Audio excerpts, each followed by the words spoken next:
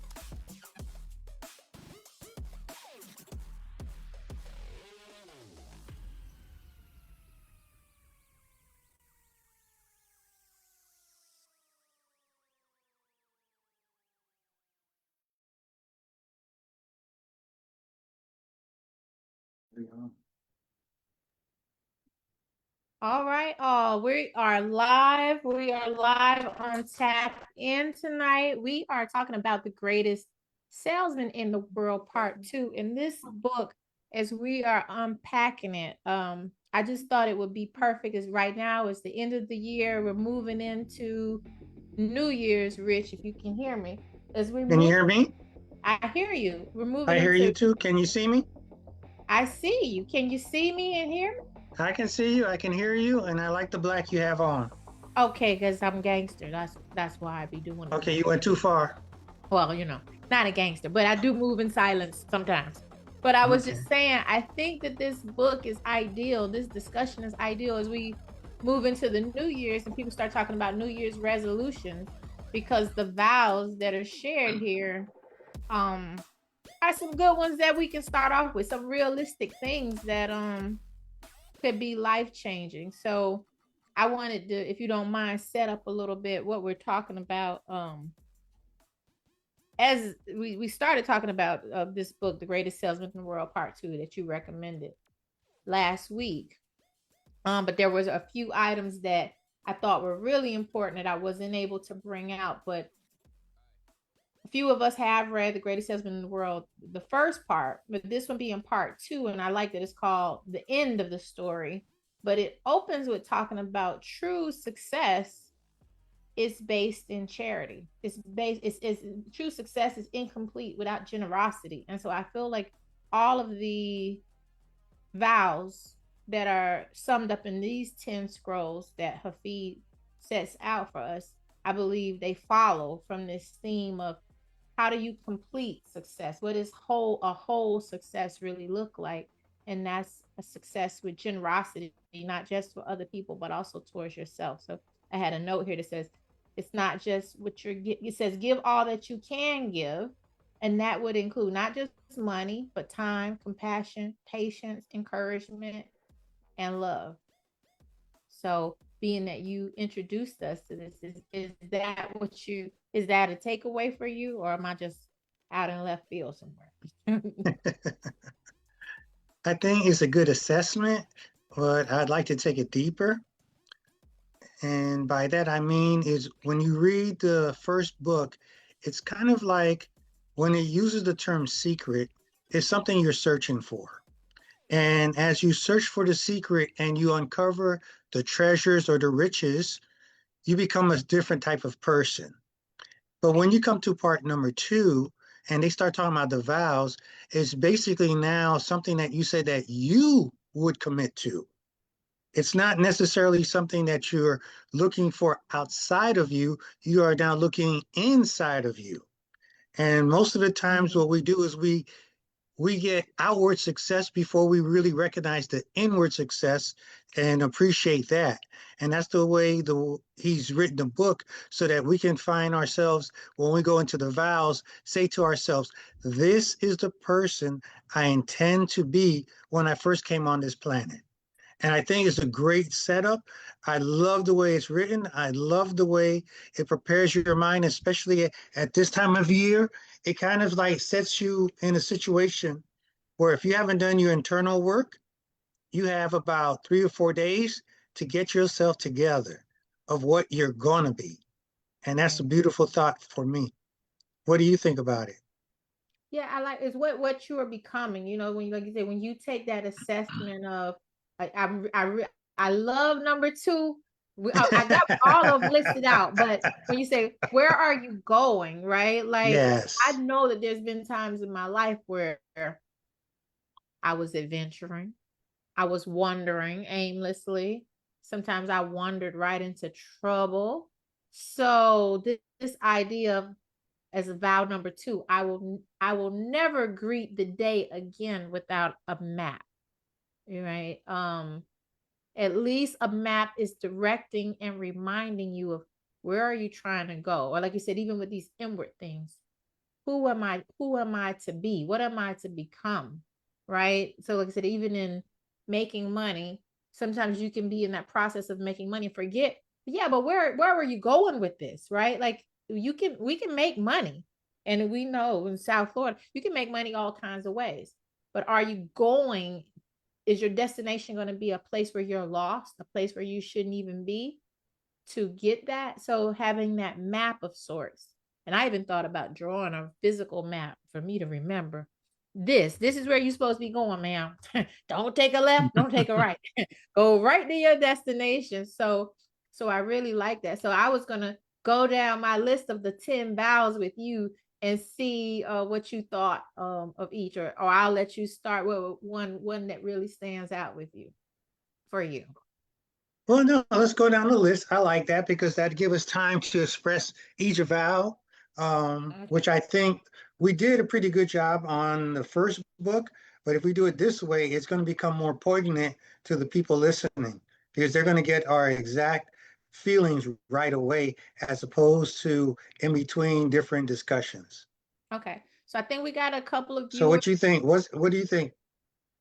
I'm pulling the audience in. Yeah, I'm gonna go down the list. Get But I them, want to know get them. who we have out there. So if you're watching us, a reminder, we are discussing The Greatest Salesman in the World Part 2 by Og Mandino. We both give it a thumbs up and highly recommend you read the book. Don't just listen to our take of it, but we're gonna go down the list. So number one, Rich, is I will never pity or belittle myself.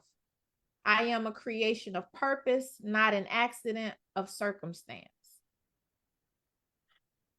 I love that. I love that as a beginning because I think most of our failures that come in life is because we've accepted the thoughts that we're a failure, that we're not good enough, that our circumstances that occurred to us early in life are now going to preclude us from moving forward into the light of success. Mm. And this is telling you yourself that no matter what happens, I'm not going to let my past dictate my future, that my future is going to be bright no matter what I've gone through. And it goes back to a lot of times we spend too much time thinking we're human beings as opposed to human becoming. Because when you're becoming, your past doesn't dictate your future. Yeah. What do you say? I say yay. um, I love like it, when I in the reading of this, there was a passage that said and reminded, I was born for victory. Right? I was I know you was born going to go there. I was I born with, knew it. I don't just mean me. We were Yes, all designed yes. for survival, right? From our ancestors, right? Like something miraculous had to happen with every set of ancestors that you had for you to be here. They didn't die during childbirth, right? They didn't, something meant for you to be here, something meant for you to win, right? So when we pity ourselves or belittle ourselves, we're saying to ourselves that we don't deserve to win against our creator who designed us to win. We're saying we don't deserve to win. And somehow where we feel that we have losses, we want other people to feel empathy for our sorrow. And they're looking at you thinking, you look like you went into me, but people then can't trust you because what they see and what you're putting out is two different things. So I mean, we have a really good friend. Oh, no, no, stay right there. You're going in a good direction. Stay on that road. What happens when people see you? They don't trust you because what's coming out of you and the image is not matching, right? Come on. So if you over here putting yourself down, oh, as we say, oh, you got white woman problems, right? Like you finding a problem everywhere, and seemingly you are blessed. You got it all together. People are wondering, why are you squandering all those blessings? Feeling sorry for yourself, like maybe just this much effort, just maybe this much hope, maybe just this much faith can blast you off, but you over here belittling yourself. Oh, I'm not smart enough. Oh, I don't like the way I talk. Oh, I got a mole over here on the right cheek. Just, nobody likes me. Who cares? Who cares? So I We really like this as a reminder. Don't pity. We don't need to pity ourselves or belittle ourselves. All that what they said, the self-deprecation. Stop it. mhm.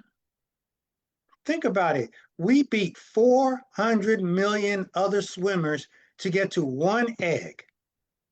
Yeah. We won right out the gate. We won. We came here a winner. And then we allow other people to dictate our success and what we think success looks like for us, until But the you know, point we actually we become hamstrung in the process of living. And then we wonder why we can't run as fast as we're supposed to. And it's because of the yeah, thoughts in our mind. What do you say? I was gonna say, in the artist way, the book that I'm going to talk about in January, Julia Cameron does talk about sometimes in our lives we had someone who was a critic, someone who told us Mm-hmm. we didn't do something right, we'll never make it, give up, don't try, you're pedestrian, something of that sort. Or just made to feel that you will never ever be cracked up to be that thing that you think you are. And we believe them. But unfortunately, even when other people tell you later, yes, you can, yes, you Mm-hmm. are built to win, you keep listening to that voice. So she Mm-hmm. talks about do whatever you have to do, draw a picture, put an X on it, but put that critic in their place. Because like I said, even though sometimes there's other people that would tell you that, this book also reminds you are your own greatest enemy, right? Yes. Who other than you can really block you? So to me, back to this, when it says, I will not belittle myself, why are we sabotaging ourselves? For all the work we got to do to try to stay up and stay above and do and go above average, why then take a step back by saying, it's just a little something. Why not enjoy and be proud of even your smallest accomplishments and take joy in it? And don't worry if other people join you in that celebration or not, just do it. But think about how the book is set up. The first book gives us all the treasures by being hard work. And then the second book tells you, this book here tells you how to be when you're successful. Because if you don't, then you're going to run into this situation where you feel you're not good enough. And then you're going to squander everything that you got yourself to this point. I think it's absolutely brilliant the way this is set up. You said this too when we were reading Who Moved My Cheese, but Mm-hmm. success always leaves breadcrumbs, right? Mm-hmm. Imagine any successful person that you think you know or that you think you like, and they do neither one of these. They don't practice self-pity and they don't belittle themselves. That's right. Right? I mean, I don't know who's the role model. Let's say it's Oprah. She don't belittle herself. You don't see Steve Jobs. You don't, none of them. You don't see these people belittling themselves. And it's not that they're any better. It's not that they bleed better blood or breathe better air.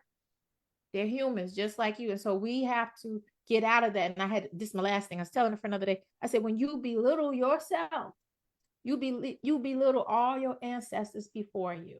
That's right. That's And exactly right. your children and those that come after you.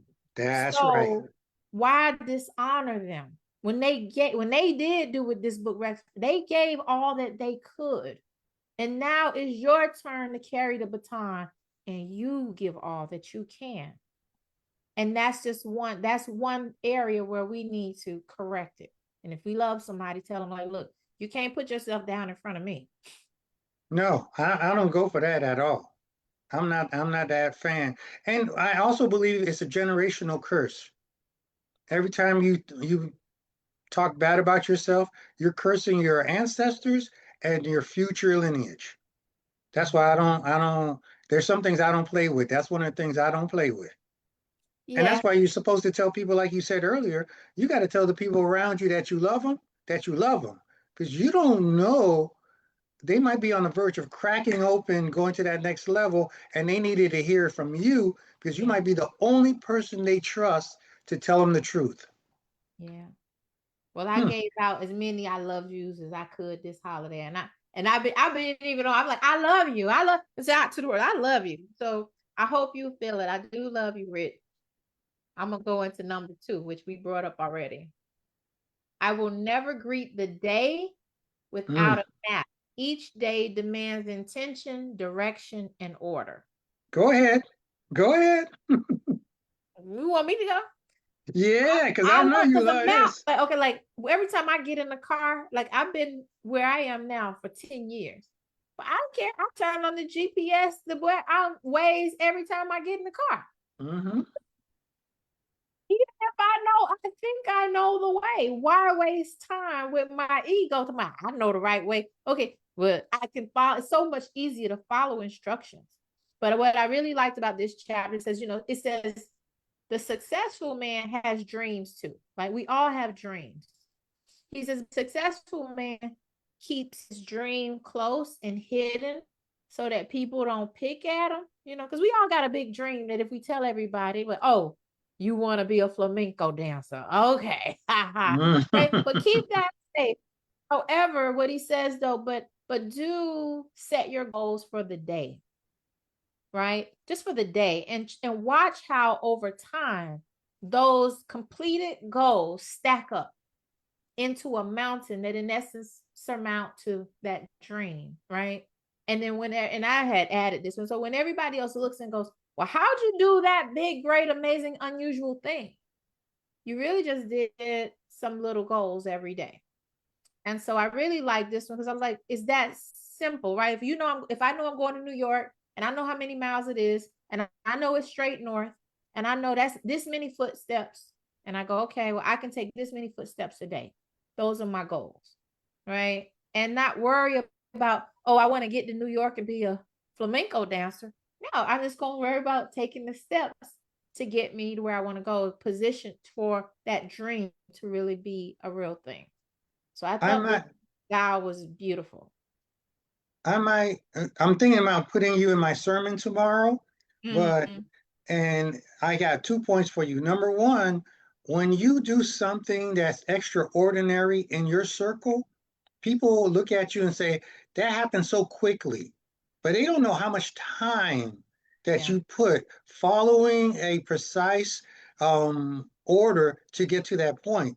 And then the second thing about it is you yourself acquire a discipline for success once you've accomplished something. And then everything you do after that is based and predicated on that model of being successful. Yeah. Well, I love it. the map is a discipline, as it's clear. This is how many feet you go on. Yeah, There's no guessing, there's no feelings, no emotion. Look, this is where you're going. And unequivocal.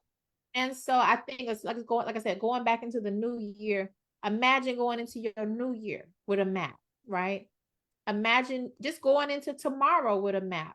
And so later he talks about like just making sure you don't go to sleep without completing your goals for the day. So if you got so many goals where you're not completing them, maybe you need to have less goals, right? But if you are complete, even if your goal for the day is create a map for tomorrow, that's a good enough goal, right? Instead of doing your list in the morning, do it the night before and really and we're gonna pray on it too. We're gonna get to that. We gotta keep moving. We're gonna keep moving. We gotta keep moving. But you know, you Oh, gave me something about that too, because you gave me the micro learning thing. mm-hmm. And that's part of the map. Because if you have 10 goals and you did three, you can start tomorrow on the other seven. So Right. that's micro learning. Yes. But go ahead, You don't then have to be next one, perfect. next one. Okay, next one. Number 3. I will greet this day as a conqueror. Fear does Mm-hmm. not lead me. Courage clocks in first. So I will greet as a conqueror. That means I'm coming into the day to win. I'm coming in actualizing that I came to win, whatever that win is for you. Oh, and it's also about fear. Fear does not lead me. So leading into the day with courage. Basically, it's already, once you say you're a conqueror, that means you've already won before. Because you can only be a conqueror if you've won.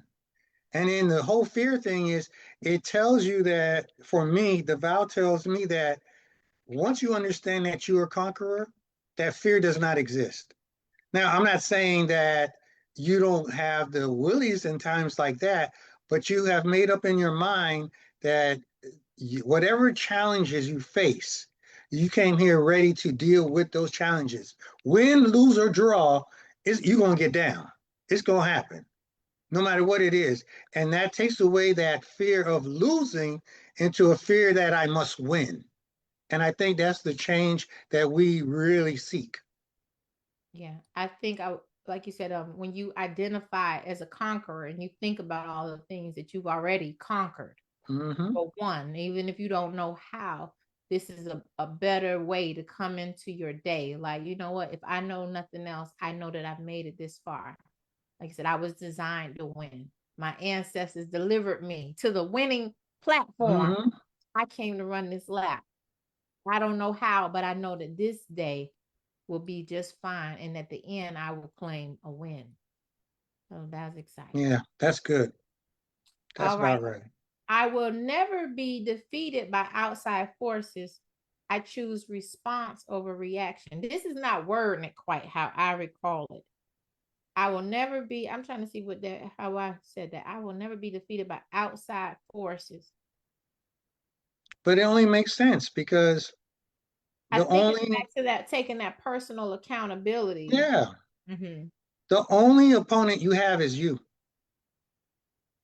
And once you realize that and you accept the fact that you're only beating you, then you can win.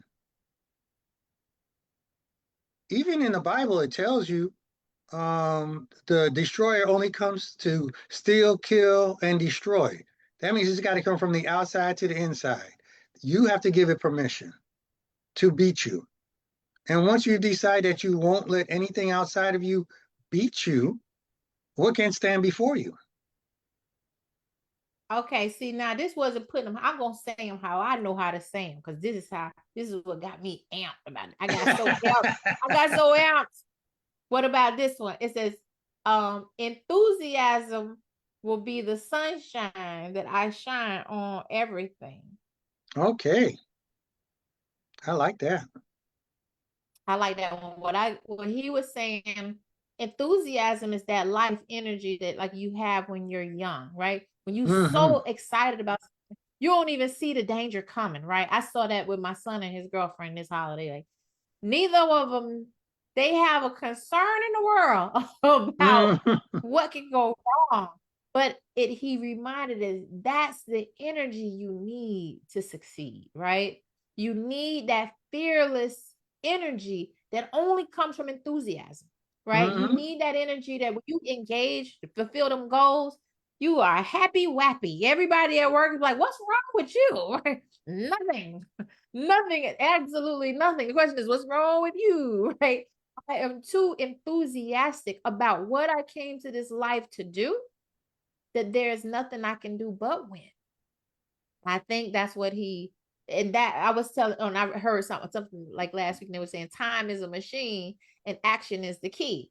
But enthusiasm is the gas, right? I don't care if you Mm-hmm. got a key in a car. If you ain't got no gas, you ain't going nowhere. So if you don't have the enthusiasm, I feel at this point, that excited. I remember when I started in graphic design, I was so happy to be making no money, right? But I was Mm-hmm. making stuff. I was so excited. So I mean, I know we all have had those things in our life that just got us excited. We don't even know why. But if maybe that's an indicator of what area you need to be doing something or to mimic that enthusiasm and these new goals or things that you want to achieve. But what do you think? I was like, enthusiasm is the fuel.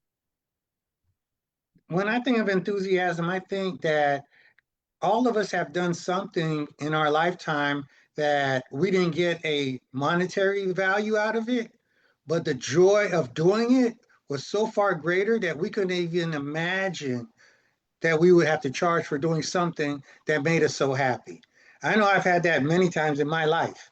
And I think enthusiasm is really your ability to become contagious for victory. Because if you're happy and you really are genuinely happy, people around you get amped up just because you're happy. And it's so much easier to be happy, even though most people walk around with, a sad face or they're a little furtive or stealth or scary. But once you get happy, and people get happy and they don't even know why you happy. Right. And They they just don't start they getting don't even happy. know why they happy, but you They keep don't know. smiling. Um, Yeah. Kelvin said, yes, being fearless and taking calculated risks are necessary for success. But I like to remind, the title of this book is The Greatest Salesman in the World. And like he said, this is the end of the story, right? So while you're in the throes of selling and business and life, and I like that they also pointed out, you're not just selling items or services, right? Because they compare the salesman with the preacher. A preacher is selling ideas, right? But the same theory, the same principles of what's the preacher that everybody likes with the nose? Osteen. Mm-hmm. He's happy, right? So Mm-hmm.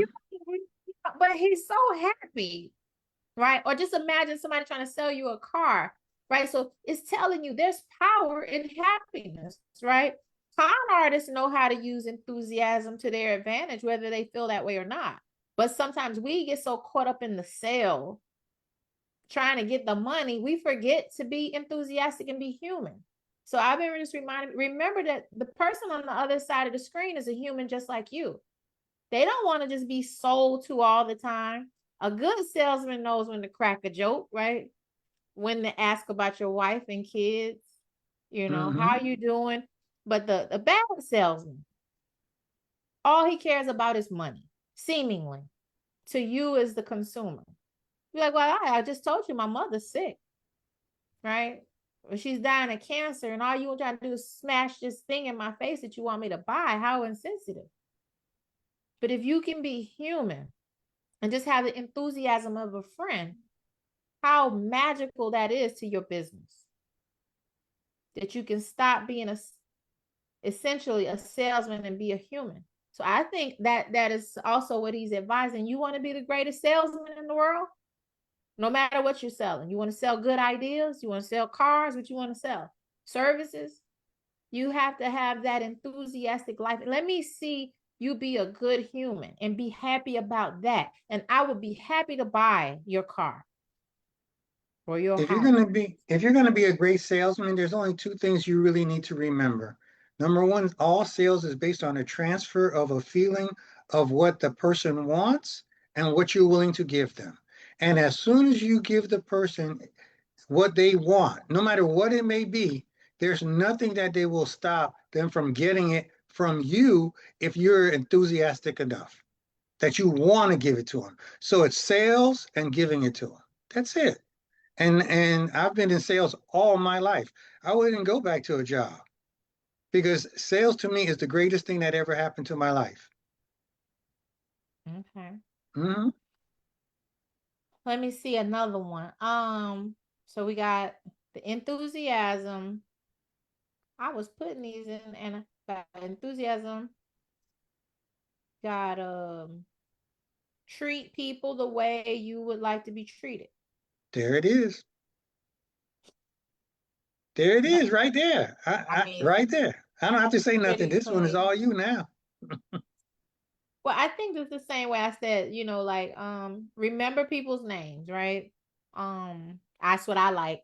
If I told you something before and you asking me the same question now 2, 3, 4 times, and you seem a little disingenuous and inauthentic, you know. So basic respect, don't be so pushy, me calling at all times of the night, begging for whatever you trying to get somebody to do. Um, sure, I wasn't trying to be okay. Don't be laughing like that. I was really saying no. Really, I've had people like they trying to sell me something, and they be calling at all days and times like, "Hey, you want to meet about that?" No, I don't. I don't care about that mess right now. No, I don't. So I mean, I don't want to be treated that way. So I have to remind myself as a business person. Um, let me remember to be human. And like going back to part one, at the core of this whole story was the story of the red cloak that Hafid was supposed to sell, Yes. that he ended up giving away.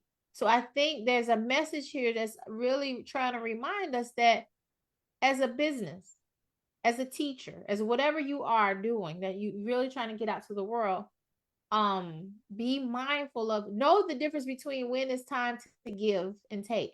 And this book, as it opens with, give more. Oh, that was another one.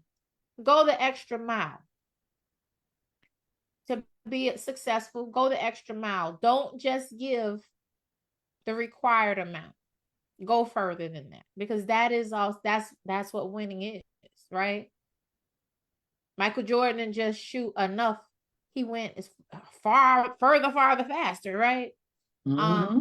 The people that we deem as winners, they didn't stop at just enough.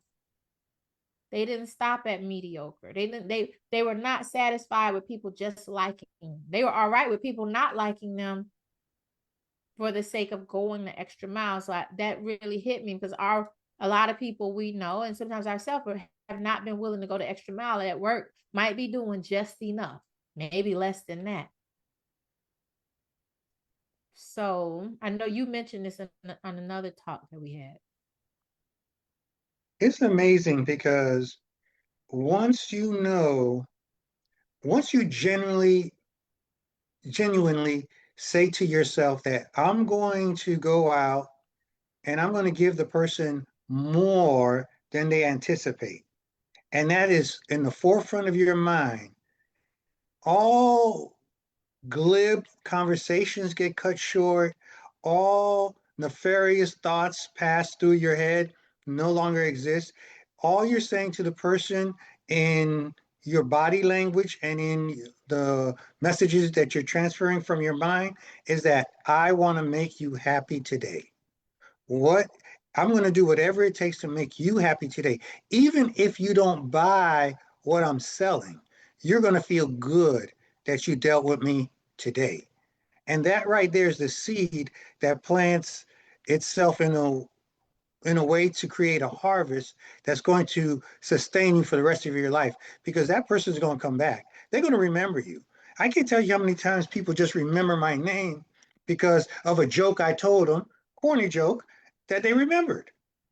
And they didn't buy at the time. Oh, no, I don't want it. But then they'll come back a week later. You know what I was thinking about? What was it they were thinking about it? They weren't thinking about that thing. They were thinking about the corny joke. And they came back. Right, right. Something so simple. Like I see a Yeah, lot of people watching a commercial and goes, "What does this commercial have to do with the product?" right. Not a thing. Mm-hmm. It really doesn't. It has to do with you remembering, right? And it has to do with being willing to do something that's not normal, right? You And that's say it all. all the time. We need to connect. You say it all the time. It's about the connection. Yeah. And you don't know the smallest thing at our Christmas dinner. I don't know, a whole half of the table, they got on this whole conversation about anime, which is, like the Japanese, Japanese cartoon. right? And I mean, they went there, right? And the other Mm-hmm. half of the table, like, I don't know what you're talking about. And and it was interesting, but they were connecting, and it was something that, I guess it's a niche, you're into it, you're not into it. And Mm-hmm. so that was one of the other keys. In this book, I think, well, Hafid is going from being a great salesman to a great orator to a great writer. And another thing I picked up on is he wrote these vows that we're talking about for himself. And he also reminds Mm. we all have to attend the university of our lives, right? We all need to look back at our lives, our lessons, and possibly write them down. So I think in this book, I think it's not Paul. It's the other guy that he's talking to. That's the promoter, Erasmus, not Erasmus. The other guy, he's the Pathos. promoter. No, he's a promoter. Okay, you say the name, I remember. But the guy says, "Have you written down Oh, the your kid. keys, your The keys, kid. your keys to success?" And he says, "No, like I'm going to." So then he goes off into this quiet place where it's believed that Jesus prayed, and he Mm-hmm. he spends some quiet time writing down these vows. These are vows to himself. Like you said, this is for his own inside work. He's sharing them with us. But it Mm-hmm. made me think how amazing it would be if we too, like I said, this is a great New Year's activity. Take a little quiet time, even if this is one day if possible, and write your vows to yourself. That's another vow. I will seek, I will seek the seed. I will seek the seed of victory in every adversity. Yes, yes, So yes. we all have adversity. Like my adversity is not your adversity. So the lesson in my adversity, you may not be able to glean the way that I can. I have to. We have to, like you said, go inside and find the lesson there and write it down. And it's funny because this is what I do in my branding guide, the free branding guide. I ask people, give me 5 experiences in your life that really stand out. And after you do that, tell me, what did you learn? Because oftentimes we don't think about we learn. We just tell the story of, remember that time you fell off bike and your mama beat you real bad? Okay, what did you learn? Well, my mama's mean. No, go a little further, right? Well, what you learned is she had warned you, right?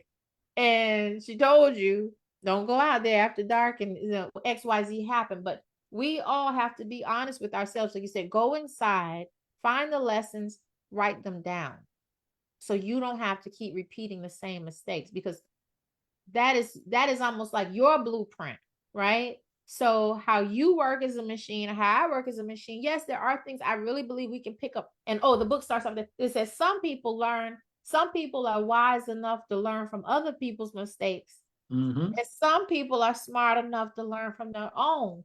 But there's a third kind that doesn't learn from either one. Mm-hmm. So, which are we going to be?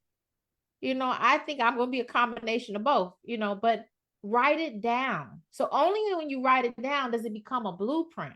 While it's just floating around in your head, it's like I said, if somebody says, "Oh, I got a map," well, let me see it. It's in my head.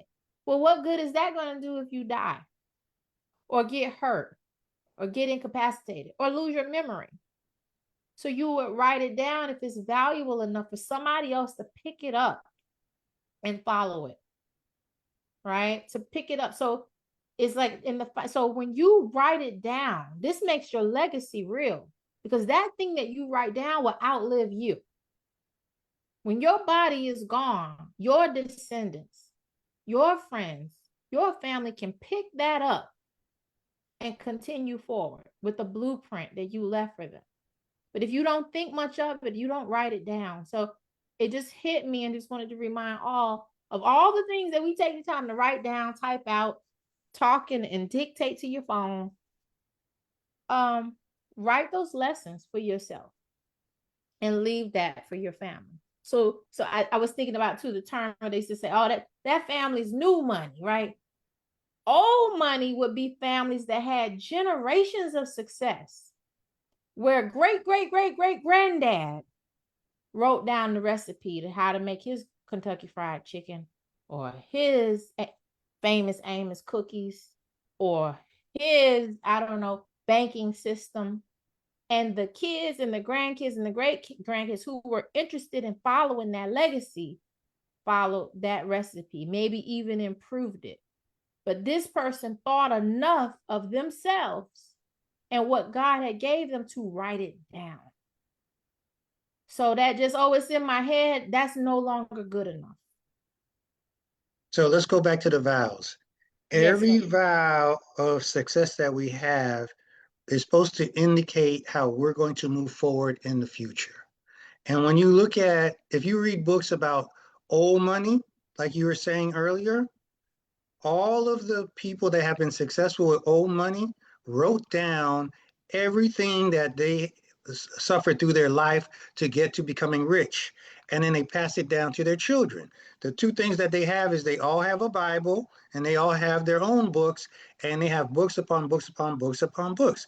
The reality is we are now coming to the point in our enlightenment that we decided that, you know what? If I read this book and this book says, write your thoughts down so that my lineage knows what I, Nikki, did or I, Rich, did, this is going to get them a head start far greater than if I let them do it by themselves. So, this whole thing about not giving the information to people, there's more treasures buried in the graveyard than anywhere because those people took it with them. That's why they. Because this is the most exciting part. This is the most exciting part right here. This is. But yeah, there's more. There's more. We were looking at some pictures of my grandmother and my great grandmother, and we just have fragments, right? Yeah. And those people did the best they could.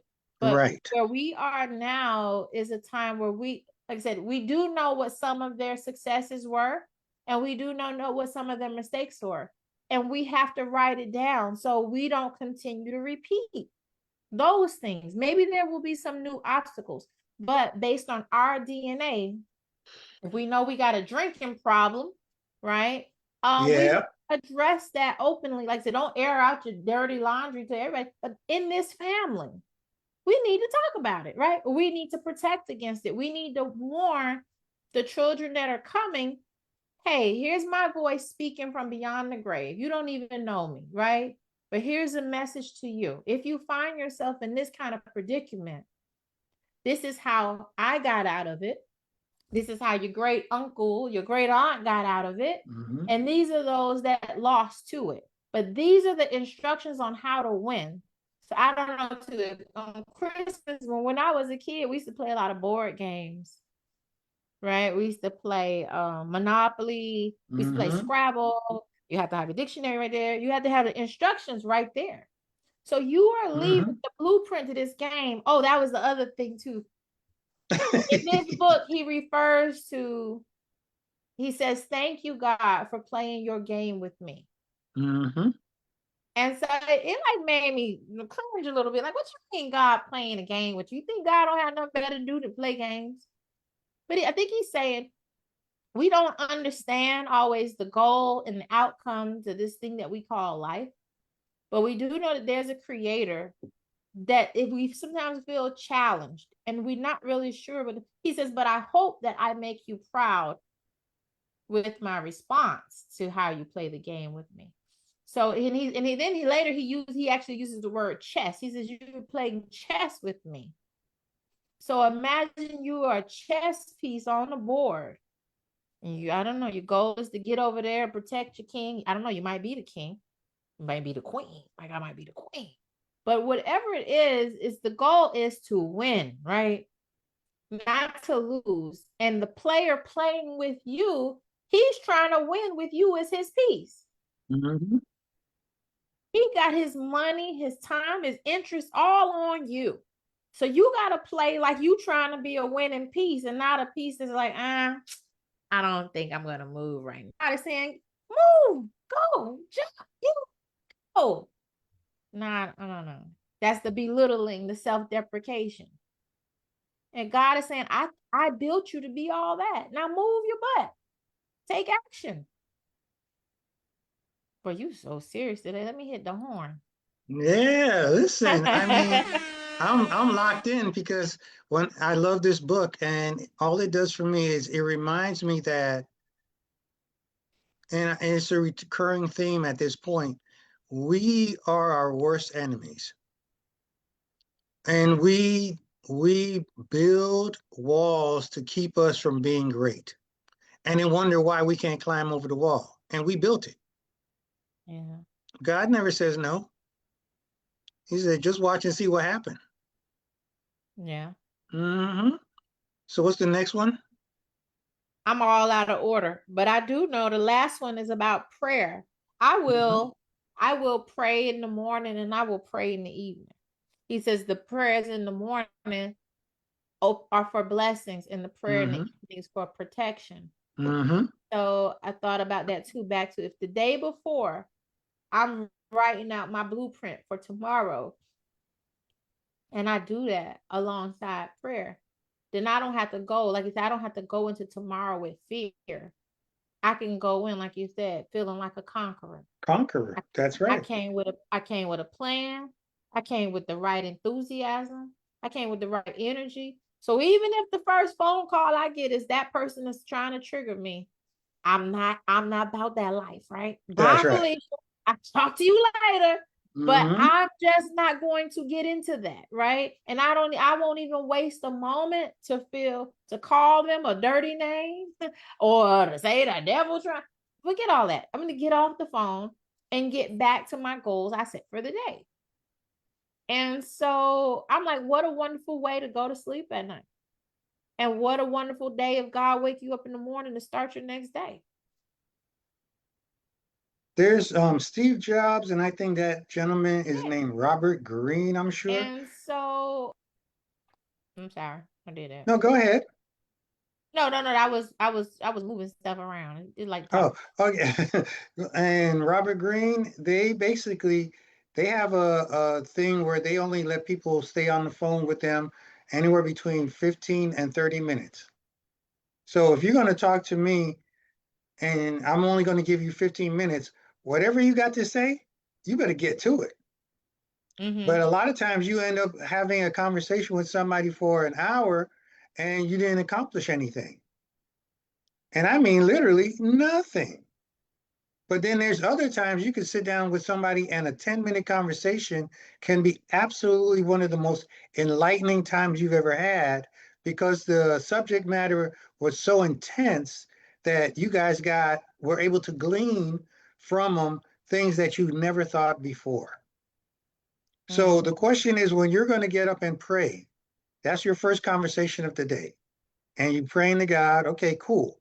From that point on, anybody who's not going to bring you the same type of feelings, they can't get a monopoly on your time. You can't do it. And if you start doing that, then how much are you going to be able to attract to you a better day where you can be a conqueror, where you don't have to be afraid, where you can be successful? Yeah, it all falls in line.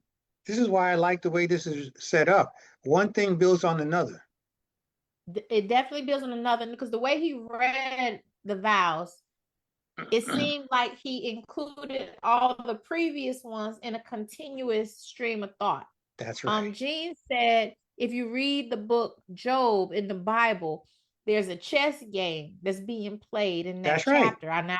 I got to go back there and look. But I also was thinking of what you said, where if you think of the day as a game, and like I said, you got 3 objectives for the day. That's 3 points, possible, potential, full points you can make. It's easy to get off the phone with that person. Like, you know what I'm trying to Yeah. I'm trying to get my first point. Yeah. And you kind of getting them away right now, right? Like I grew up on Nintendo. Mhm. I grew up with games you can still win them. Now they got games you just wander around for hours For and explore, hours and right? yeah. I still grew up in the time where we trying to beat this game before the end Mhm. of the day, right? And I don't care how many times we die, we're gonna start Super Mario back up Mhm. and try to kill the dragon, okay? Oh, like, oh, this dragon different. This dragon attacks you, but we learn, we go forward, but you don't have time to waste. You only have time to focus. And so I think that prayer in the morning and that prayer at night, that's that extra layer of protection. I was thinking like I always say like a king has responsibility that the common man will never have, right? The Mhm. common man may or may not take care of his wife and his kids. He may not even be taking care of himself. But a king ideally has a responsibility of taking care of a whole kingdom, a whole nation of people. And so when you know, excuse me, that you come in to win and you playing for something big, you also always consider safety and protection, right? So the castle not only got a little moat around it, so people can't just walk up and climb in the window. It's got a whole wall and then the moat. And then if you get up halfway, it's like little spears sticking out at you, right? And then there's some soldiers at the top with some cannons and arrows, but there's multiple levels of safety because you came anticipating that you were going to do something big. So I've seen in business oftentimes, people get a few steps in, even in social media, and get discouraged because somebody hating. They supposed to hate on you. I mean, that's life. And it has been that way from the beginning. So if you didn't come prepared, if you didn't come with some shield, some protection, then you didn't really think that you were going to win. You don't think the winning team in the NFL got battered and bruised? You don't think they got cheated on and somebody tried to trip them up or get them drunk the night before. That's what they're supposed to do. The winner, like you're supposed to go that extra mile and go, I'm not playing that game with y'all. I'm playing the game. I'm playing to win. Y'all playing to lose. Y'all hoping that I will lose. So I'm not playing with y'all. I'm going to keep showing up. I'm going to pray in the morning. I'm going to pray at night. I'm going to set my goals, and I'm going to complete those goals no matter what. All right, we got a few people out there. I know we had Jean, we had Kelvin. If you are listening, tell us where you are listening from. Say hello, tell us. And tell us what you think. have you read The Greatest Salesman in the World, part 1 or part 2? And what do you think about these vows, right? Do you have any vows? Do you have any thoughts coming into this new year? How you gonna gift yourself? I heard a good song too. Says, I'll put all my money on you. Mm-hmm. But I thought, would you put all your money on yourself? All of it? Or would you put all your money on somebody else? And a question based on the scrolls and the vows, do you believe that if you would follow the scrolls and the vows for the rest of the next year coming in, that your life will be measurably better than it is today? I believe that it would.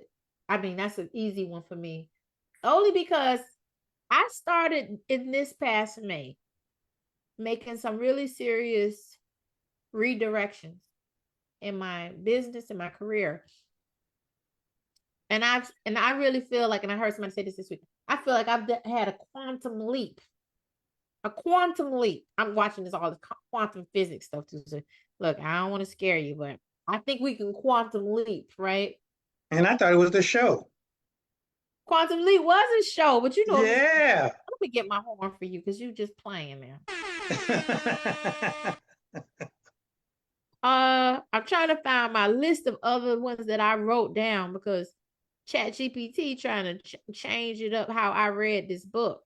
So I know you got the enthusiasm. I will sprinkle enthusiasm on everything, right? If I can't do it enthusiastically and I can't do it my best, I probably don't need to be doing it. I agree. It's a waste of energy.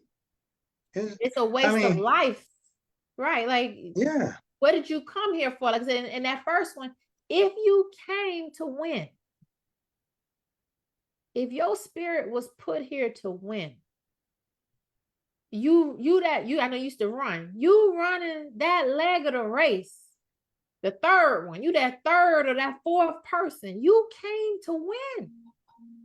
So that's what it says. I will focus my intentions. He says, even the meekest of animals with focus can have great power and outcomes, where the mightiest of animals with dispersed energy can never win, can never succeed. And he says, like the raindrop can wash away the piece of granite. We know that if we all over the place, how you gonna give more when you're doing every damn thing? Okay, you look like you're getting frustrated now. What that mean? No. I was scratching. Oh, I don't know why you always think something like that. I wouldn't think nothing like that. I'm too happy. No, what I'm thinking about is this. Even in the Bible, if you read it, they keep talking about the ant, which is supposed to be one of the smallest creatures ever. And it talks about how industrious an ant is. So I was thinking in my mind, if you get up and you pray, and then you have your roadmap and you go into your roadmap and you start doing your roadmap. By the time 12 o'clock comes, you may have 3 things done on your list. So already you're feeling happy. If you had 2 more to do after 12, after lunch, and you completed that, you've been successful.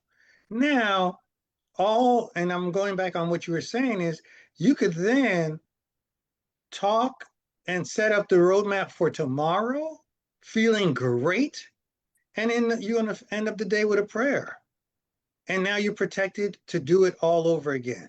Now, I'm thinking in my mind, it sounds mundane, But if you were living your life like that on a consistent basis, you wouldn't have no time for failure. Because all day, every day, you'd be winning. And that's all you would know.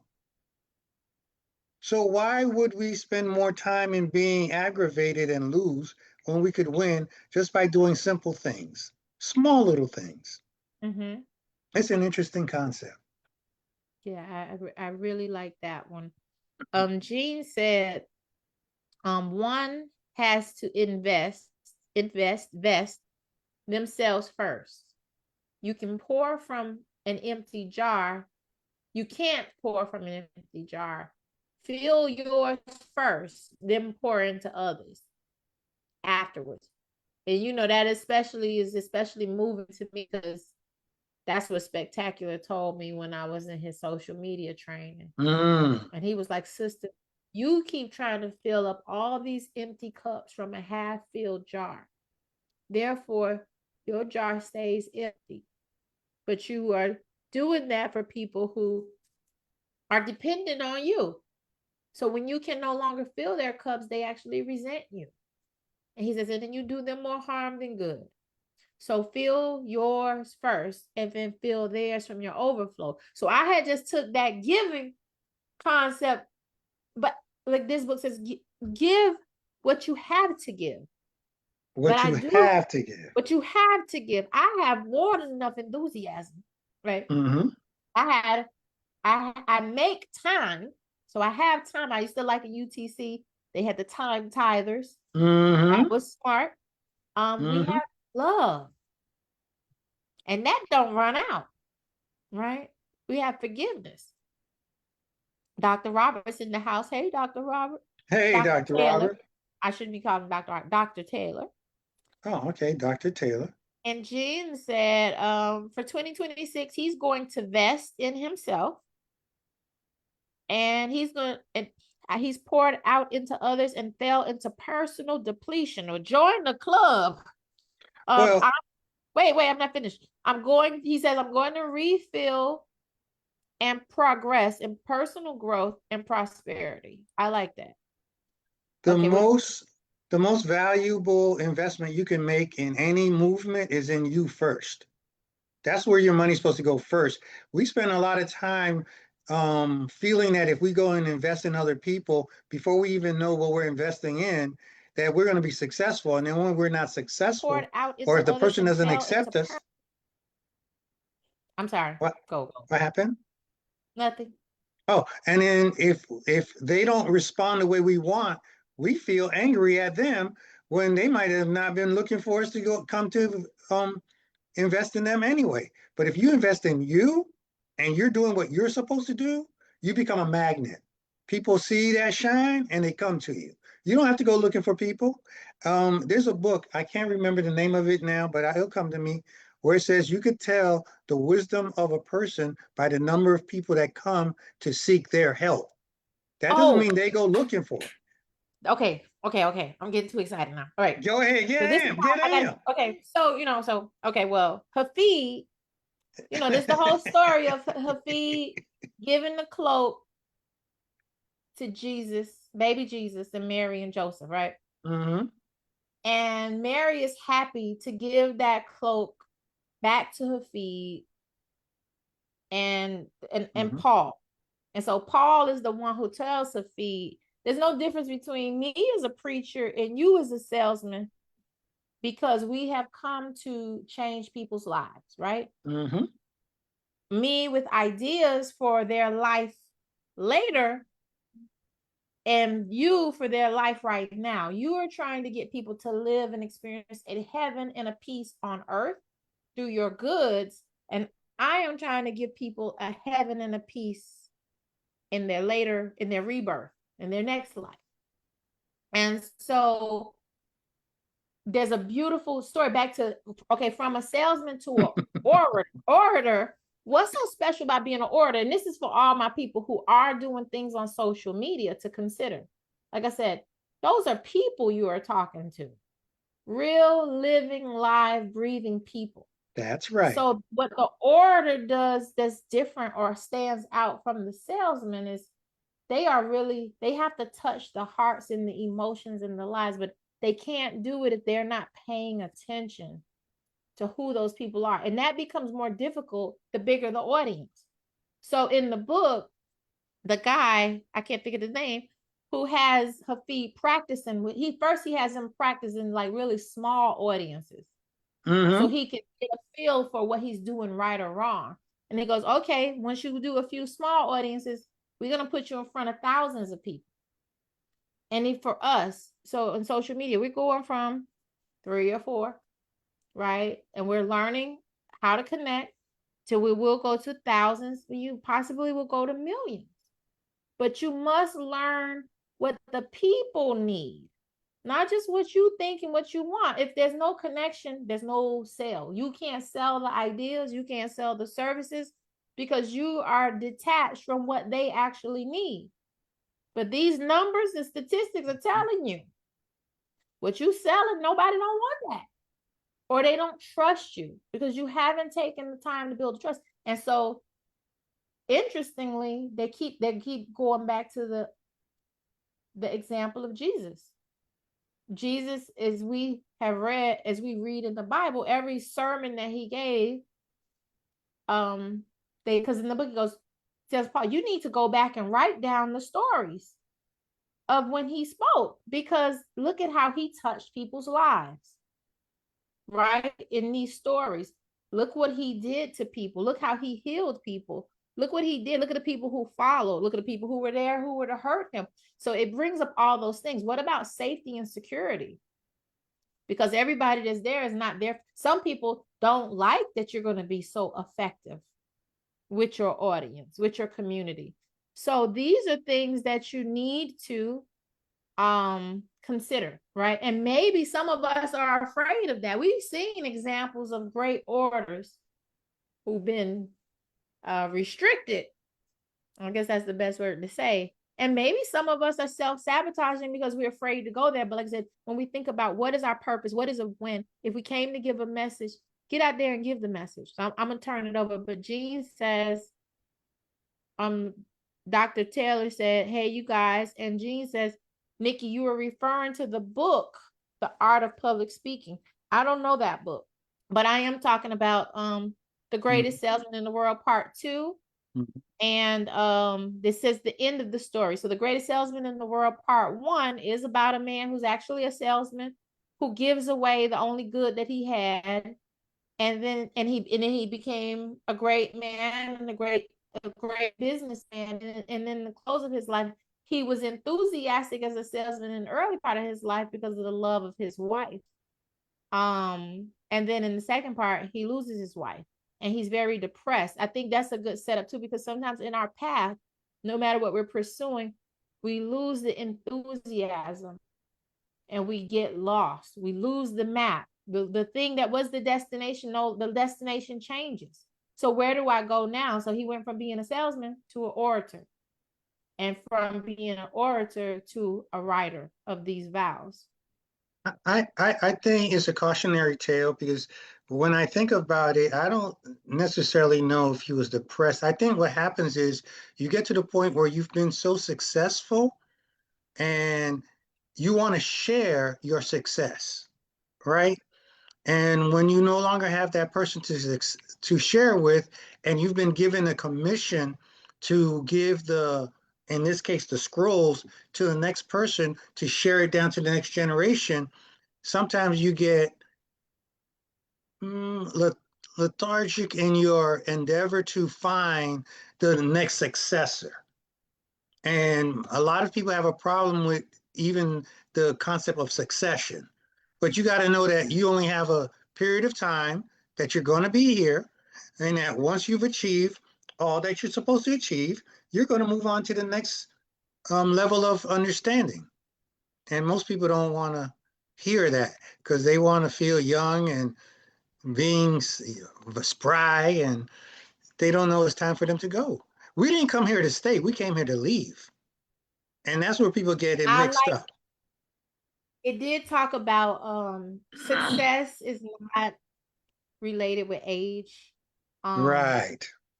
But I will say I pulled out my concept of depression. It never says that, but Erasmus is asking him, you've been told me to cut off all callers, and you didn't want to talk to anybody. And he's like, why now? And so Hafiz says, I had a dream.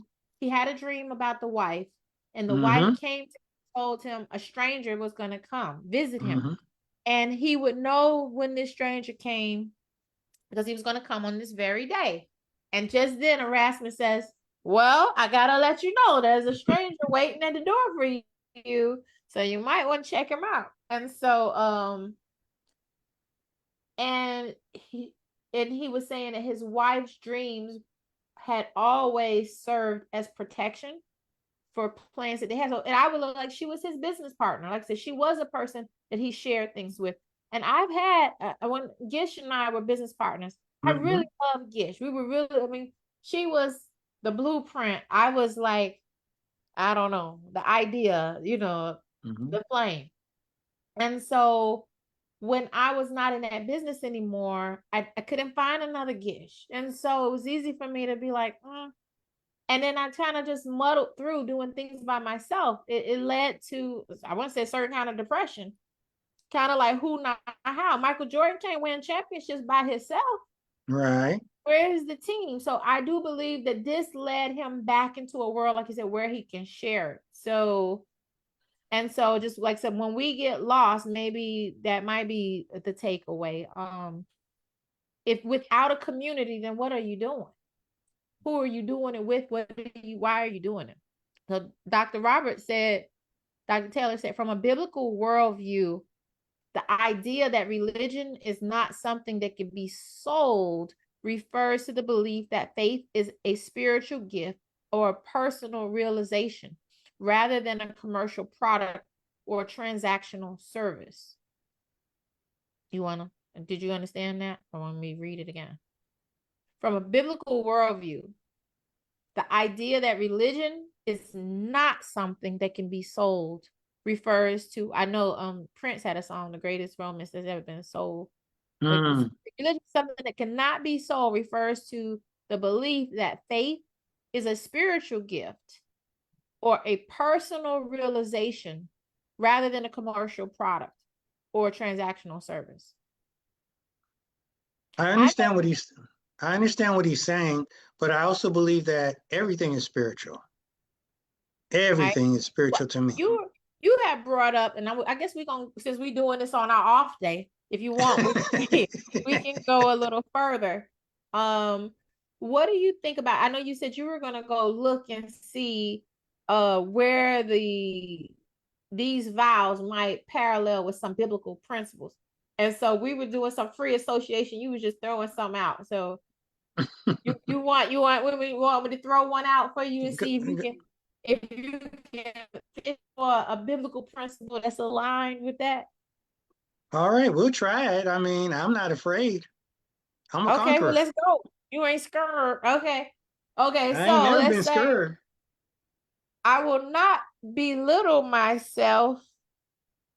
I will not pity or belittle myself. What biblical principle would you say that you think that correlates with? In the creation. The creation, when God makes man. If you were made by God, how can you belittle yourself? If you believe that. Oh, that's a good one now. That's a good one. Think about that.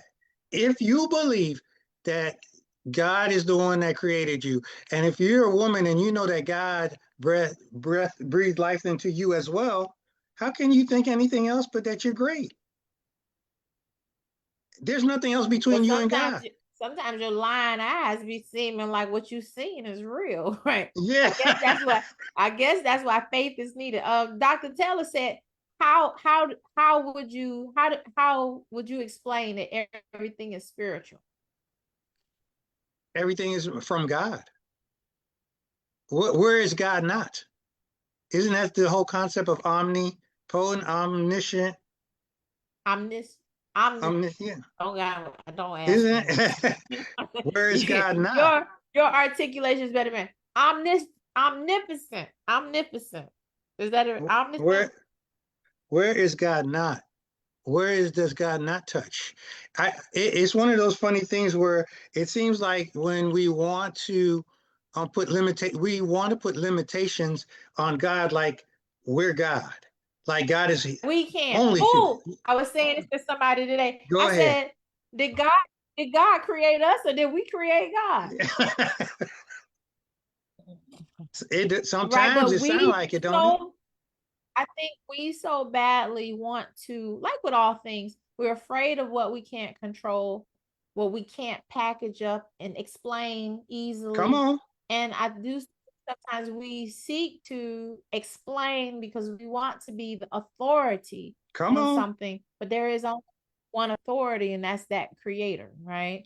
And sometimes the authority, I think, for me, is like a parent speaking to me directly and is saying to me, I don't care what your brother and sister said. I told you what I need you to do. Are you listening to me? And that's something that I'm convicted by often, that I have to say, yeah, you told me that. You told me that. And I heard you. And I'm going to have to answer. I will answer to you. That's my agreement to do. Um, but I feel you on that. Where is God not? And even when I started with this social media, I had people coming to me telling me, Nikki, that ain't nothing but the devil, right? This is it. And I said, well, but God is everywhere, and God will always be greater than any concept of the devil. So where God is where I got to go, right? And so if God is here and with that human and that person that I'm commanded to love on the other side of the screen, then that's where I got to be. And I can't let my fear overtake me, but faithfully walk in where God directs me. And not just prove to me that he is there with me. So I can't dilly dally with that. I you know you want know. to say something. I see you itching over there. No, I keep thinking about I got to be careful because I feel like I'm about to give up my sermon for tomorrow up on in here. But Well, I will give it say up. one thing. You're a little aggressive, ain't you? I You're a am little aggressive. aggressive. It's all that holiday food they was trying to feed me, and I Well, I'm was glad you got to eat. Praise locked the up in the Lord. family. We're locked up with my family for days. I'm like, So let they me out of forced here. you, they tied you up and they forced you to eat. That's what they did. They did. They did. They made me eat a lot more than Did you sleep a lot too? I did. I did. That's Okay, moving along. Nothing to see here. okay. But what you were gonna say? No, from the time I was a very, very, very young lad, I always asked myself, if everybody told me that God is everything, everywhere, then where where do we get the concept that we can then determine the limitations of God? Like, what is the outer limits that God has? And if you believe that there's no such thing, then a lot of the things that we talk about, um, and I'm not trying to give my whole thought because I need it for tomorrow, but it's something you said to me, and you said it to me early when we first was starting to get to know each other. Is the God of my understanding. The God you're talking about, anybody who talks to me about God, they're only talking about the God of their understanding at that time. There doesn't mean I used to be an air traffic controller, and there's a thing like a scope. And when you're looking at the scope, you can see all the airplanes that are in the scope. But the problem is that's not the only planes that are there, because outside of the scope, there's other planes still flying. But you can only see maybe 50 miles out. But from all the way out to 500 miles, you got planes coming in from everywhere. So just because you can only see That five part, miles right? that doesn't mean that there's other people that can't see 50 or 200. So you're dealing with, and this is you, and I'm giving you credit on air. This is the God of your or my understanding. So in my mind, I know that there's no barriers when it comes to the concept of God in my understanding. So that means Right. I have to keep seeing God as a expanding entity, not one that's limited by just words on a book. I agree. I think sometimes we try to talk about God and we say to each other, God is this or God is not Mm-hmm. that. but it would make much more sense if you say in my experience, like those college professors, in my experience, it's just, but it's far more respectful, and Yes. um and it's far more connective. And I would say, like my father is a pastor. We were talking about this holiday, how my mom chose to not go to church, but she made us go. And in our church Mm. tradition, we have something that you call confirmation. So confirmation is uh instead of your parents making you be baptized or in that way a Christian, you must, when you are of age, identify and confirm, is this what you want? Are you about that life?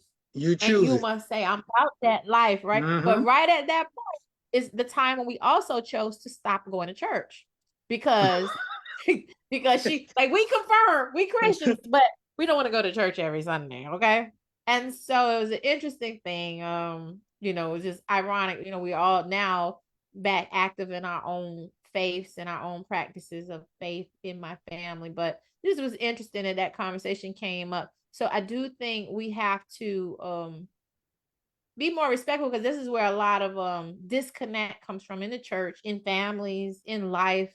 We start arguing about what God is, when the reality is God is constantly, we're trying to have a relationship with God to find out what is that for us, right? And so while I think while we be arguing with each other, we're avoiding having the serious conversation directly with God. Yes. Now we're talking about. Go ahead, hit the horn. Hit the horn. Wait a minute, wait a minute. So that's the barrier when we don't want to, like you said, when we don't want to do that inside work, and we want We to do play that outside. outside work, Mm-hmm. and we want to in the Canterbury Tales, they talk about the wife of Bath. Mm-hmm. She wears the biggest hat. She's right in front of the church. She got the biggest purse, Mm-hmm. and she's had multiple husbands. And she's the most devout of them all externally. All right. Mm-hmm. But Mm-hmm. internally, he calls her the good wife because she got a lot of practice at being a wife, right? With a lot of different men. And I'm not here to judge. I'm just saying. Chaucer thought it was funny. I thought it was funny too. Jean says, oh, Jean is a pilot. Jean says, yes, there are hundreds of planes Mm-hmm. outside of the scope. I guess Mm-hmm. y'all know what y'all talking about. But I look at it as like broadcast. There's space where the radio can pick up, and there's this space where it don't pick up. And if we treat our perception like that, we will be more respectful to other people and say, you know what? I realize my limitations. I didn't have that experience that you had, but I did have mine. And then we can add our experiences together, and then we can have a 360. Maybe we can get to the truth if we can be respectful and loving enough to share what we experience. Ooh, Doctor, okay, go Doctor, ahead. let me say this one and then go. Dr. Taylor says, so you're saying that because God is omnipresent, everything is spiritual. What? I guess he's clarifying. Are you saying because do you think omnipresent is the same as saying that everything is spiritual? Yes. Okay, there's your answer, Dr. Robert. Now, if you don't agree, put it in the chat. But think about going back to what you were saying about the broadcasting. Think of radio waves. When they first were coming out with radios, the waves were limited to only a certain amount of the miles. But now we can actually see what's happening in Tokyo right now. But we're so comfortable with the concept of having these things at our fingertips, we don't realize how miraculous it is for us to be able to do that. So now we take the realm of what was done and say, well, it's a human thing. But it had to be somebody had to give us the inspiration. Someone had to give us the wherewithal to look to be able to consider that idea. I mean, think about it. Two people watching a bird and say they all of a sudden they want to fly. Well, Where I did you don't get know. that I'm about to inspiration? go. I'm about to go way left field because we going there. So Well, I'm gonna jump go. in. I'm gonna jump in on this conversation about spiritual. So I Go used to be ahead. one of those people that would refer to myself as spiritual, not religious. And spiritual to me now has gotten used up so much as generic. Because again, it's very personal. What does that mean? Right? We do know that all that is life. So I was watching back to the quantum physics stuff I was saying, and it was talking about this story was everything in the universe is spinning, right? So our earth spins, the sun spins, the planet spins, the actual universe is spinning, our universe, and the others are spinning as well. And one finding that what they came to is there had to be an initial spin to cause these other things to spin, right? So you couldn't have gotten that kind of inertia, that pattern, if there wasn't an initial spin. Just can't be, right? If the initial power or direction was straight, everything else would be just straight. So you can't just luck up on a spin out of nowhere. So I thought that was an interesting thought. And so we are very limited in what God is. In my studies, I've heard many names of God. I've heard people argue about the names of God, and I say in my family, I know my mother's name, but we can't call her that name.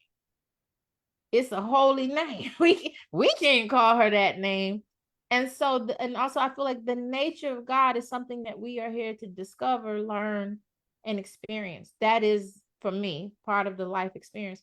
So I feel I would be very disrespectful to try to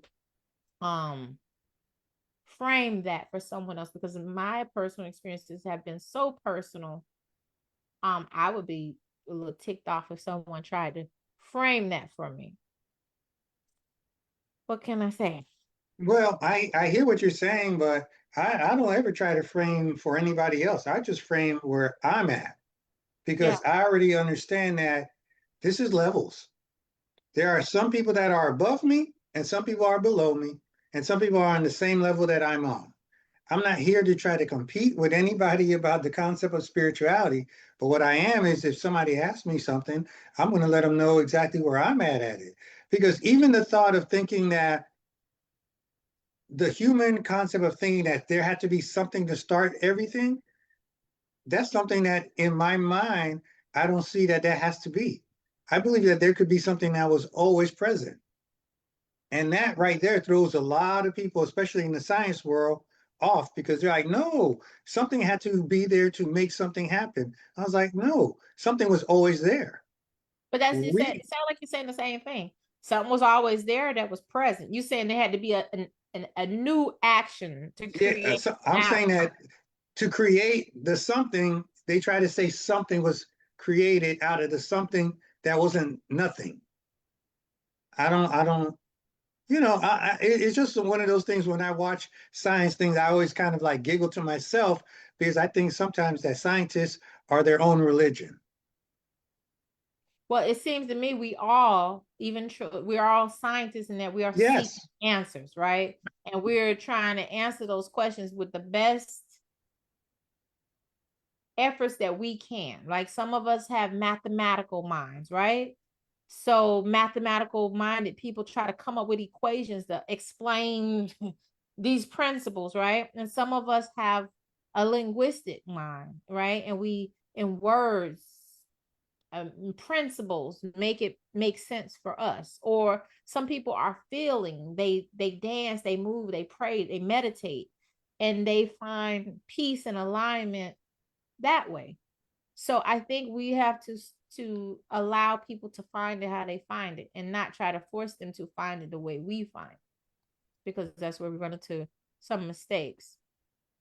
Um but going back to the vows, that's why the last one is so important because as long as you pray in my mind to God, there's going to be um, enlightenment, for lack of a better word.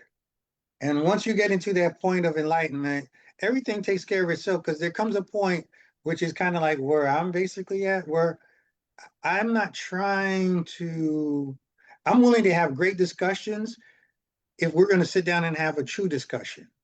But if you're just trying to prove your point or try to convince me of something, it's going to take me about 30 seconds and I'm finished.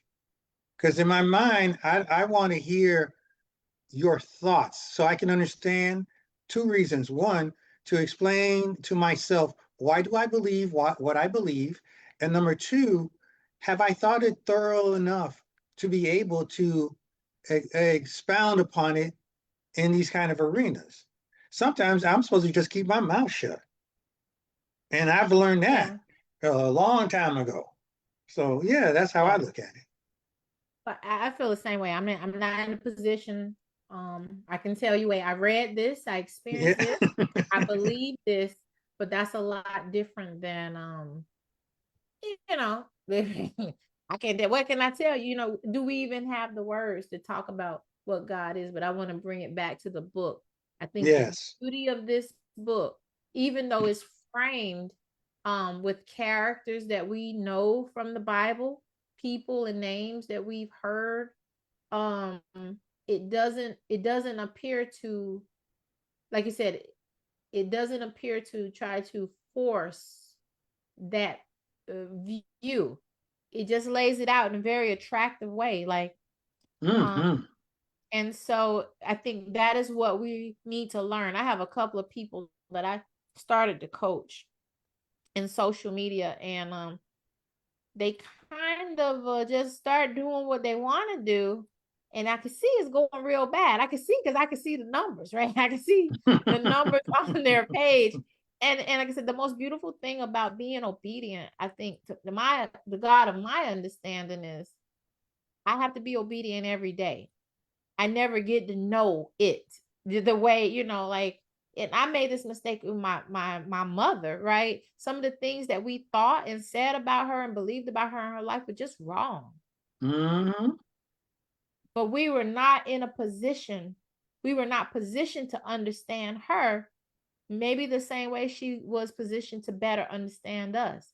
And she probably didn't completely understand us. And I feel in the same way, we are not positioned as a creation to understand the thing that created us, only to see it and to be in awe and to respect it for what it is, good orderly direction, right?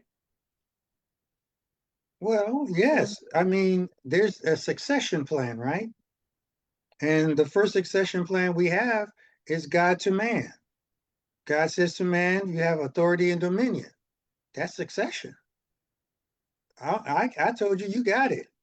Go handle your business. But here's what I told you not to do. And he says, all right, cool. Then next thing you know, he's over there messing around doing what he's not supposed to do. That's what happened when you break succession. So but we this see, this is why I got into the book, because I had a debate with somebody on some religious stuff this week, and uh-oh. it's my personal view as a Mm-hmm. woman, right? As a woman, is able to carry life in my body as a mother. I My personal experience, what I feel is the creator. I didn't create the child that was in me. I don't know how I was created. I didn't protect it. I didn't make it grow. I didn't decide if it lived another day. I don't know if this child, when he got a spirit and when he didn't, and is it the same? I don't know. So I can just trust. I'm a vessel that God intended to deliver this life and to Mm-hmm. protect this life as best I can. So it leaves Mm-hmm. me in a place where I can only be humble and follow instructions every day. I don't know how to raise a child, but I have to wake up every day. I had to wake up every day and do what I was directed to do. And so I would say slow obedience is the same as no obedience. And I find sometimes people get so deep into the story that they want to tell to appear to be in control that they lose sight of the truth. And the truth we don't have a grasp on. The truth reveals itself to us, and we get to see it in awe every day. Like when I went to the beach, I don't know. I don't know why there's tide waves. I don't know how this thing works. I don't know why the world turns. I just know I get to observe it from my tiny little slice, from my tiny little perspective, place that I stand here, and I'm thankful and I'm grateful for that. And anything other than that positioning, I, I feel like I'm out of alignment. And that's, I think, kind of why we even started this, because we started on You know, why are we reading these books? Why are we discussing these things? Because sometimes we get lost and we need a roadmap to where are we supposed to be. It's supposed to be in gratitude. Dun, dun, dun, dun. You're not gonna hit it? I'm about to hit it, but we are almost 2 hours in, Rich. So you know what? I don't know if you can come back with a joke today, but I'm gonna let you try. What do you call? Really? I'm ready. Don't I look ready? Listen, I don't need no theme music when I'm gonna give my wonderful joke. What you talking about? Is my music throwing you off? Yeah, Okay. no, it ain't throwing me off, but I'm trying. I'm a comedian. I'm a real comedian. You don't just play Oh, music on top of me. I thought the music made the joke better. No, I'm no, sorry. no, no, no. It don't do that. It don't do that. Thank you. No, thank you. Um, um, all right. How do you how do you get crazy people out of the woods?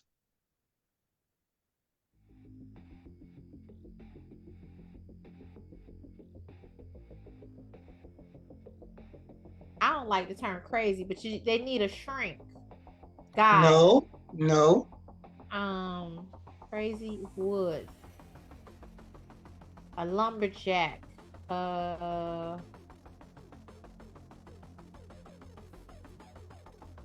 a crazy compass. no. What? What? How do you get crazy people out of the woods? You take the psychopath.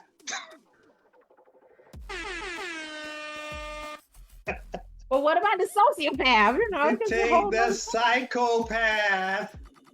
All right, I'm not asking you no more jokes. You're just making this whole thing too difficult.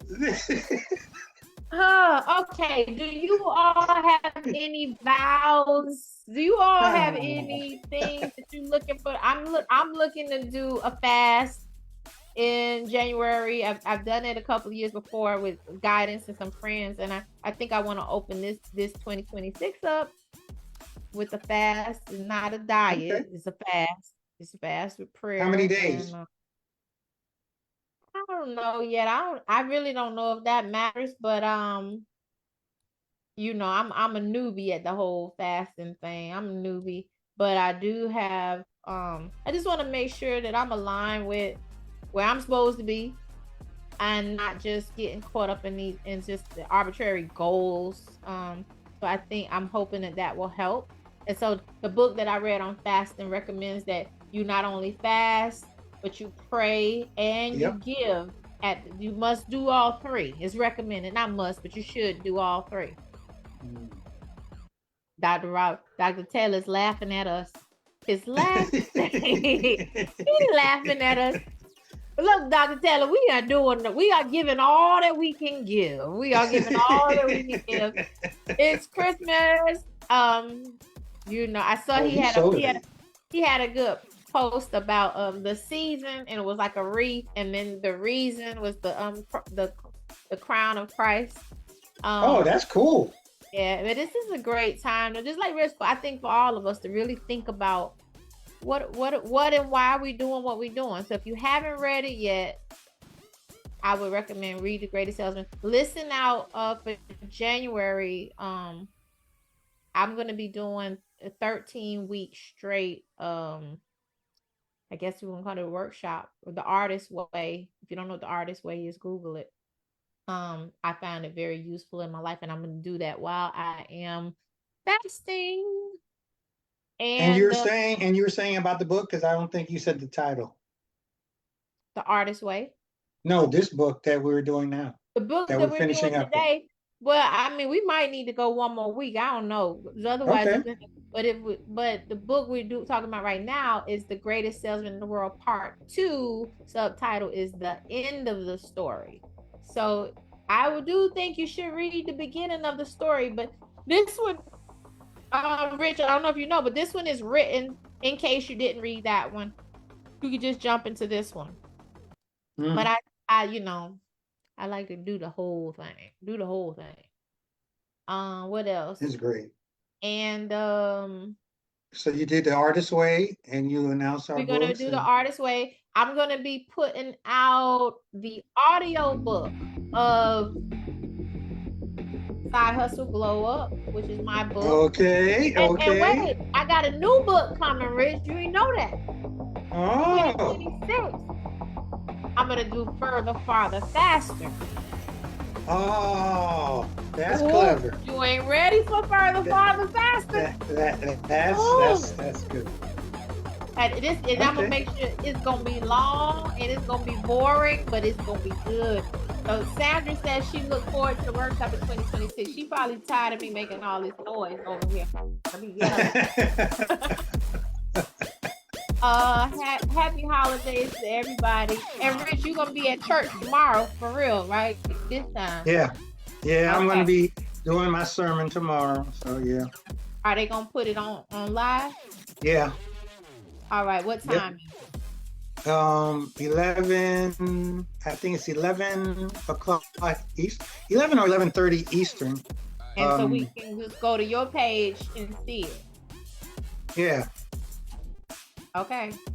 All right. Yep. Hold Dr. on. Taylor, Maybe it's 12 my time Eastern in there. I know it's okay. around that time. Okay, can you put They're a gonna call post? me up and tell me what Can happened. you put a post on Facebook so we can know the exact time? Yeah, I'm gonna tell them to send me the post. Thank you. And put it on this thing so we'll know. So Dr. Okay. Taylor asked again, what's the title of the book? Please, Dr. Taylor, I think you will really enjoy this book. I really think it's enhancing. It's something you can preach from this book. Read The Greatest Salesman in the World by Og Mandino. Part 2. Part 1 and part 2. So Yep. the part 1 is just called The Greatest Salesman in the World. It don't say part 1. Right. But this one actually says part 2. And I would recommend, like Rich was talking about, we've been talking about micro learning. So if you all out there don't know what micro learning just reminds you that, in the old days, we would try to read a whole book. And usually I'm still guilty. Usually by the time you finish the book, you've forgotten half of the principles and items that you studied. So if you just read the book or listen to the book up until that point where you had that aha moment, that's enough. Let that sink in and absorb it. And if it's really all that to you, apply it to your life. Then when you get that going, go back to the book. But this thing that we grew up with, if somebody says, "Oh, have you read As a Man Thinketh?" "Oh yeah, I read that. I read that 5 times." Well, what's the first chapter about? I don't know, right?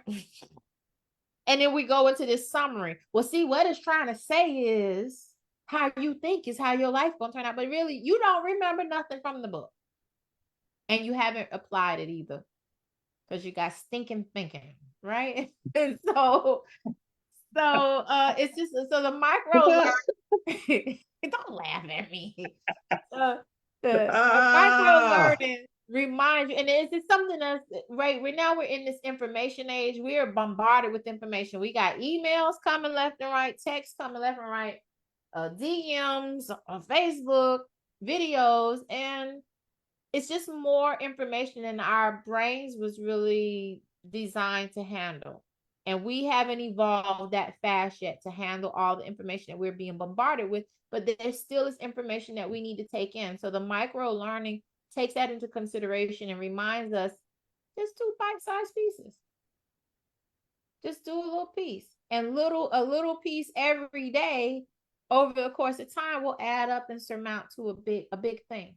But if you're trying to take in a whole torrent as we used to, I'm gonna read the whole book in one day, you're not gonna remember none of it. It's really not gonna take hold in your life.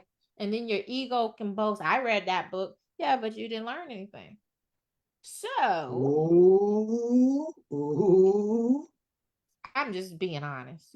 No. So y'all watch out for Further, Farther, Faster. It's coming. Oh, it's gonna be good. It's gonna be good because I say it all the time. But when I was thinking about writing down what I've learned from my Like him writing down his vows. That's what hit me. Further, farther, faster would be me chronicling what I have actually learned from the life I've lived and what I can leave to somebody that I can leave to anybody that wants it before I check out of here. You know. So And we're I going hope that back y'all write on yours Friday, down. right? And we're going back to Friday. This was just a special occasion. Yeah. Yeah, Mm. yeah. This is a special occasion. Merry Christmas. Why are you still going on Merry Christmas? New Year, New Year. What are you going to do for the New Year? You What told are me the you're roadmap? gonna be praying for the new year. How you know? You told me that. That's true. Maybe That's what we I should do. get on here. What day is New Year gonna fall on? I have no idea, but I know on that day before, I'll be in my room with my candles praying. That's what I'll be doing. Okay. Well, If B's having a bottle of Moet, says maybe.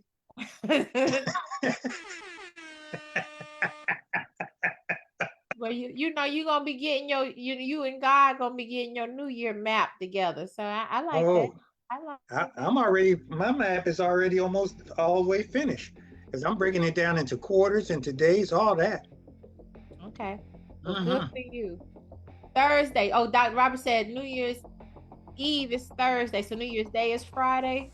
Mm-hmm. All right, then you can come on Friday and tell us what you and God came up with for the new year. I might share that. I might. All right.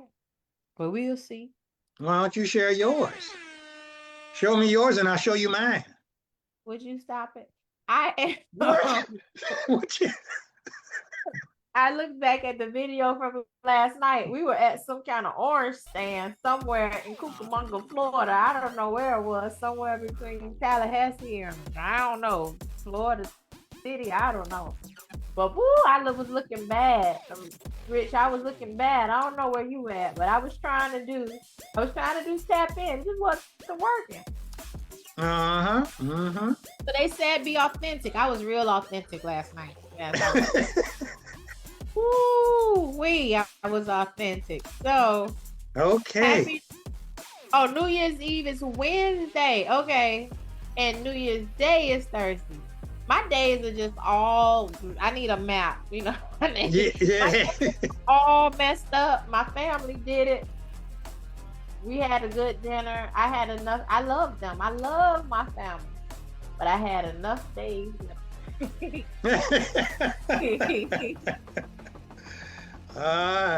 It was good to come, but it was great to leave. Yeah. All right. Well, good night, Rich. Thank you. I love you. Good night. I love you back. Dr. Taylor, Sandra. Who else we had? We had Jean tonight. Jean. Did we have Kelvin? Kelvin was on. Mm-hmm. And if y'all want to share any of your New Year's, I don't know, resolutions or vows, I welcome you to do it. And if you do get to read this book, please come back in here and give us your takeaways. Tell us what you think. Thank you very much, y'all. Take care now. God bless. All right. Well, let me see if you can dance on the way out. That's the turkey dance. Too much turkey. Too much turkey in the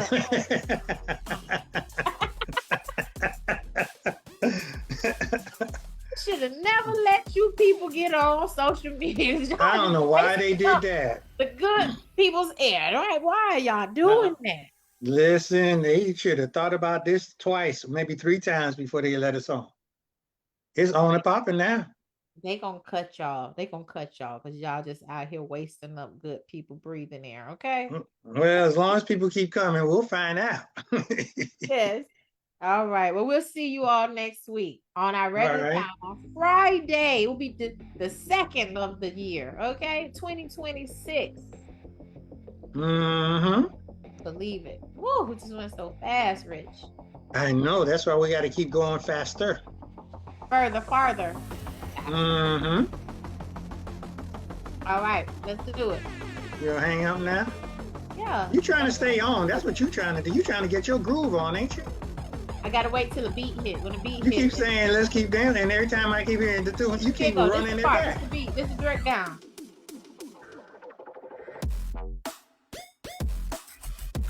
Bye.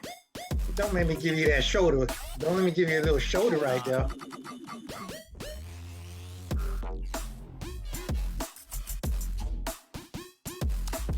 That is a silly song that I love. That thing sounds good.